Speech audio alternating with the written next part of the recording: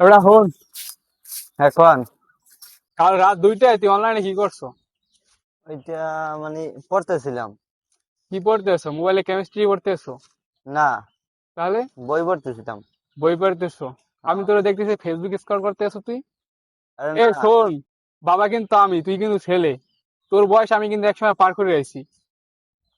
আরে না, পড়তেছিলাম। আচ্ছা বুঝলাম তুই পড়তেছিলি, তা কোন সাবজেক্টটা পড়তেছিলি? ঠিক আছে, তোমরা কথা কস নাকি লিগে এখন? খালি রাতভর খালি ফোন টিপবি আর খালি ওই যে মেয়েগুলোকে মেসেজ করবি আর যে ফ্রি ফায়ার গেম খেলবি, এটাই তো নাকি? এছাড়া আর কিছু আছে তোর জীবনে? তোর ব্যাংক ব্যালেন্স কত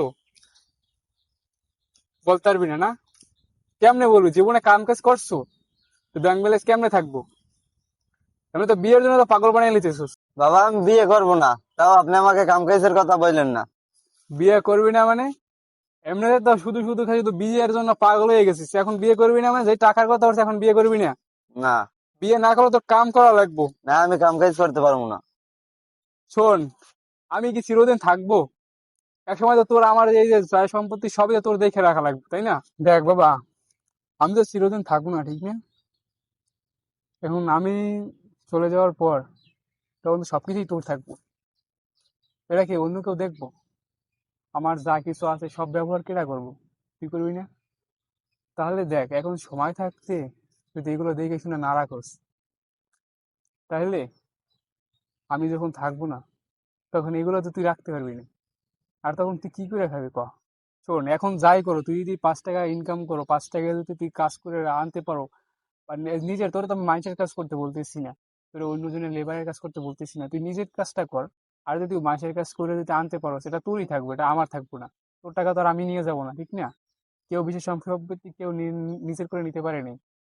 মরার পর সব কিন্তু ওই জায়গাটা জায়গায় থেকে, বাট সাময়িক কিছুদিন ইউজ করতে পারে, বুঝছো? এখন তোর, এটা হচ্ছে তোর লাইফ, তোর লাইফের জন্য, তোর ভবিষ্যতের জন্য আমি বলতেছি। তুই বিয়ে শাদী করবি, তোর ছেলে মেয়ে হবে, তখন তুই সম্পত্তি করবি, তোর ছেলে মেয়ে উপভোগ করবে, তোর ছেলে মেয়ে আবার সম্পত্তি করবে, তার ছেলে মেয়ে উপভোগ করবে। এটাই তো নাকি? তো তুই বড় হয়েছিস না এখন? বাবা, আমার ভুল আমি বুঝতে পারছি। আমি আর এগুলো ঘোরাফেরা করতে চাই না, আমি কাজ কাম করতে চাই, আমি কিছু করতে চাই। যাক, আমি এই ব্যাপারটা শুনে খুব খুশি হলাম। তুই দেরি তো হলেও বুঝতে পারলি। আমি এটাই চাইছিলাম এতদিন তোর বোঝানো।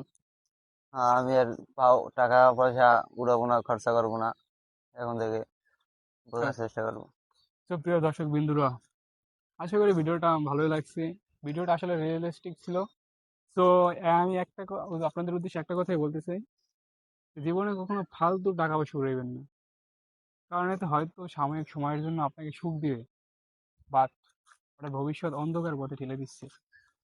তো সর্বশেষে একটা কথাই বলি, তাহলে ফালতু টাকা পয়সা উড়াইবেন না, তখন অহংকার রাখবেন না, কারণ অহংকার পতনের মূল।